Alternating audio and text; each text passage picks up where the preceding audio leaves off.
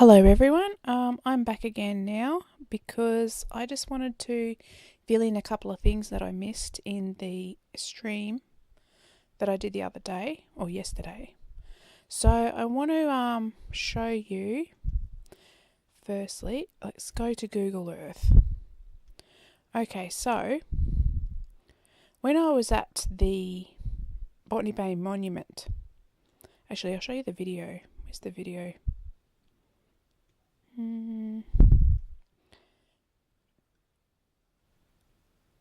Does this work? Yeah. Okay, so in this video here, I showed I'll just wait till it plays up to it. Video compilation, here we go. So on the plaque here, this is the James Cook's Landing Place Monument.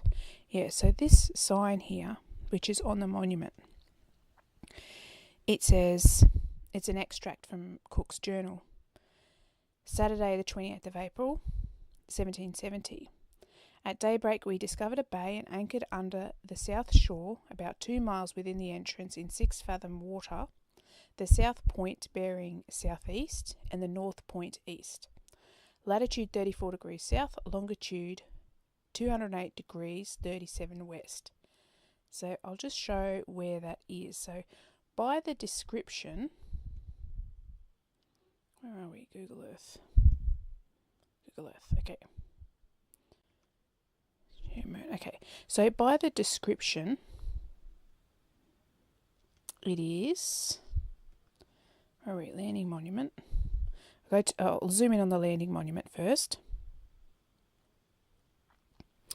Now, by the description, it says that I think the north entrance bears directly east or something. Anyway, the description there describes the anchor point, so I think it's here, and it's depicted there on some of the drawings and charts. I think Sydney Parkinson had a good chart of this. That this is where they anchored, but it gave latitude longitude, and the latitude longitude is not there. It is instead, I'll just gotta find my marker. Cook's points. Is this it here? Yeah.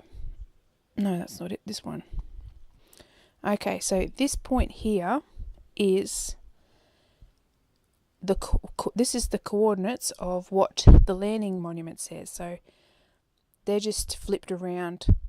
So yeah, Cook gives the coordinates as west of Greenwich, and I've just changed them to east of Greenwich. Now, why is he? This is about 16 kilometres out to sea, and I said before why this is funny, and well, this actually put me off for a while, because what this is if you take that Rembrandt's journal, the table of Tasman's coordinates that's in Alexander Dalrymple's book. If you take the longitude of the Prince's flag in Diemens Land, so I'll just show you where that is. Where are we? Tasman's points. The Prince flag. So the actual Prince flag location is here. That's where Tasman planted the flag, but the coordinates that Tasman put in his account, is actually not there. It is here. Tasman placed it here. This is like read from the table out of Alexander Dalrymple's book, that Prince flag location. So I think that's from I think it's the 2nd or 1st of December, when they were in the Fredericks Henry Bay longitude. That is converted, like using Cook's. You need to use the difference in Tenerife to Greenwich to convert it. So using that value of 16 degrees 32 minutes that Cook is using as his Tenerife Greenwich difference, this is where it is. So this is not the longitude that Cook has put for the landing monument has been calculated. They've looked up Tasman's longitude for the Prince flag, and they've just simply converted it to west of Greenwich, and then they've just stuck it on there. Okay, so why would they do this? Well, clearly, like as I showed before, that this landing place here, this landing longitude of 151.13 was very deliberate and very accurate, very precise. He's got that straight on. When they got back to England, though, they realised that they stuffed it up. So this is kind of like a plan B. The plan here, I think this is a provocation. This is kind of the equivalent of standing, you're maybe having a bit of a fight with your neighbours and you're standing like right on the border, right on the fence line to do something, to provoke them. This is to try to get a response from the Dutch. Now, yeah, I've got to say, this kind of put me off for a long time because this is related to the location of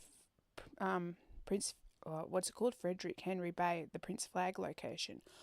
I thought for a while that the Prince Flag was the target, but it's not. It's actually the departure longitude, because that's Tasman's departure longitude is what resulted in this landing, the actual landing. But yeah, so it's not about the Prince Flag, it's about the departure, Tasman's departure longitude. It is about the eastern extremity of Dutch discovery in New Holland. Now, this principle of Tasman's, I'll just put the path in again, Tasman's path and the Dutch charted coastline. Yeah, so just going back again. So this yellow here, the yellow lines represent the portions of coastline that are charted by the Dutch, that are discovered by the Dutch in a way. The easternmost proportion is here, so but due to both the error that Cook made in Cape Maria van Diemen, that initial error that he made, his failure to identify the correct Murderers Bay, and the fact that Tasman's coordinates were all off anyway, this whole plan that for Cook's first voyage was not really going to work anyway, because even under the best of circumstances, the success of the plan is limited by the accuracy and precision of Tasman's recorded coordinates, and they just weren't very accurate. They were a bit off. Now, the reason Tasman's coordinates were off, I think, that Tasman was trying to hide, probably for strategic reasons, this area here, this harbour, if you like. So up here is Hobart. This whole area here, kind of like a bay or like a harbour system, is missing from Tasman's chart. And I think because Tasman basically chopped this off the chart, it shifted a lot of the points on the Van Diemen's Land side.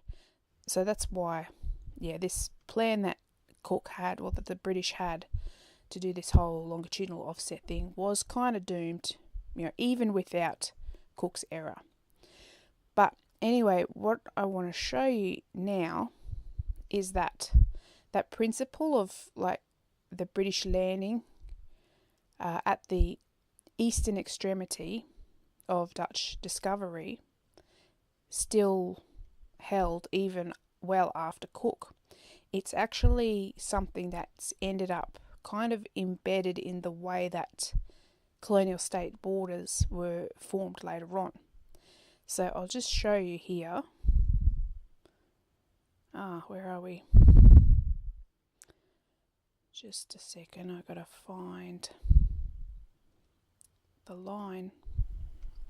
So if the true place, the true point where Tasman departed is here, it's not in line with Botany Bay, it's further west still. So I'll show you where it is. Do I have it anywhere? Yeah, this orange line here.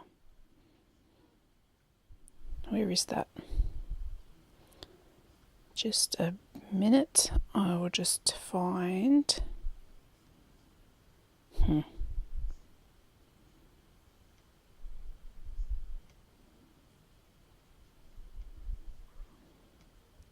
can't find which folder I've got this line in. Anyway.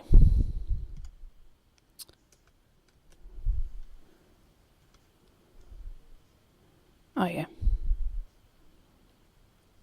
Okay. Turn that off and then turn this on. So I'll just show you this here. So before 1824, before the Anglo Dutch Treaty, which is probably what gave the British quote unquote sovereignty over New Holland. Before that treaty, there was a thing called the 19 counties. So where are we? So here's Sydney area, and here is the extent of these land grants up until 1824. Now there were maps of those areas, and the colony wouldn't grant land outside of these boundaries. Now the western limit of the 19 counties, I found an old map of the limits of the 19 counties up to 1824, and it was at this river junction here, and it's near Cowra, somewhere near Cowra. Where is my labels? Yeah, so that's where it is. Yeah, here's Cowra. Orange is here. Bathurst is here. Okay, so this limit here is the same longitude as Tasman's departure point. Okay, so the British respected this line even a long time after Cook, even up to 1824. They didn't cross past this line. They didn't grant land past this line. Now in 1824, things changed a lot. They started changing a lot with this Anglo Dutch Treaty of 1824. So what happened? There was a war, there was a European war, the Napoleonic Wars, and in the Napoleonic Wars, England and Netherlands and the Dutch were at war with each other, and that war kind of spilled over into the whole world because the colonial possessions of the respective European nations in the war were also part of the spoils of war, and a lot of them also changed hands. Now at the end of the war, there was a peace treaty between England and the Dutch, and this was to settle as in to make clear and to finish the war, those colonial claims, contested colonial claims. So there was a treaty in 1824, and that treaty was about Anglo-Dutch possessions in this quarter of the world. So, what that treaty did was it was to do with, there was a provision in there, and it was about all territories that were south of the Straits of Singapore. So the Straits of Singapore is here.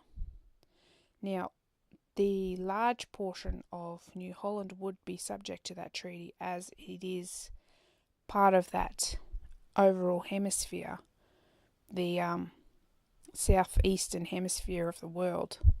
And this treaty was actually settling Anglo-Dutch contested territories, in this entire quarter. It was a bit about Africa, about India, and about all here. And there were provisions about lands that were south of the Straits of Singapore. And after that, depending on how you interpret the treaty, then the result of that treaty is that's when Dutch claim was passed over to the English. And this is why after 1824 is when there was a kind of big expansion. In 1824, there was the Bathurst Wars, which they weren't really against the Wiradjuri. They weren't really against the Aboriginal people. They were against the Dutch, which weren't actually physically present, but the war was a declaration of war against the Dutch, who weren't even there. There was a military fella, Bremer. He was sent around the same time. He was sent from Port Jackson. He went up to Cape Melville, established a presence there because he needed to have that colony running for a key date, which happened the next year for that treaty, in order to claim that land up to the Western Australia border. So yeah, this line here, the British didn't cross this line. They respected this line up until that time. Okay. What else did I forget? Yeah, actually, La Perouse. I was going to talk about La Perouse before. Now, yeah, I might leave that for another time, actually. Okay, yeah, that's all for now. That's all I wanted to say. Okay, I will just check Nope, nobody's watching. Okay, cool.